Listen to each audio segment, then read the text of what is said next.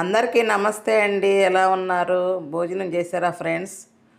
ఇంకా నేనైతే భోజనం చేయబోతున్నాను. ఈరోజైతే దోసకాయ పప్పు చేశానండి. మొన్న దోసకాయలు తీసుకొచ్చారు. ఇంకా ఉంటే పప్పు చేసి ఈరోజు తర్వాత కార్తీక మాసమాన్ని ఇంకా ఇది ఉసిరికాయ రోటి పచ్చడి అయితే చేసి తాలింపు చేశాను.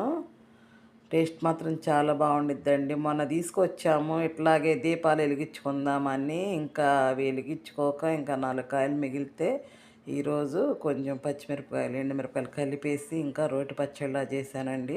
ఇది ఫుల్ వీడియో కూడా పెడతాను, అప్లోడ్ చేయలేదు, ఇంకా చేస్తాను చూడండి ఫ్రెండ్స్. చాలా బాగుండిద్ది. ఇంకా రోటి పచ్చడి చేశానని ఈరోజు మాత్రం ఒక స్పూను పప్పు వేసుకున్నాను కదండి, పప్పు పచ్చడి ఒక స్పూన్ నెయ్యి వేసుకున్నాను.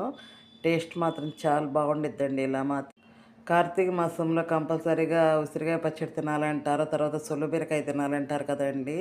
నాకైతే బీరకాయ దొరకలేదు, ఇంకా ఉసిరికాయ పచ్చడి ఇలా చేసుకుందాం, సూపర్ టేస్ట్ అనిపించింది.